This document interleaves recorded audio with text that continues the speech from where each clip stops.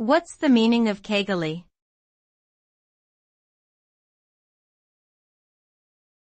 Cagily.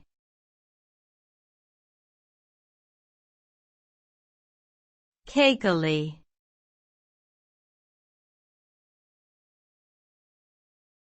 Cagily.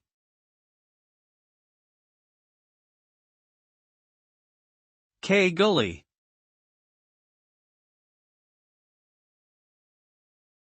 Cagily is an adverb that means to do something cautiously or carefully, often with a sense of suspicion or reserve.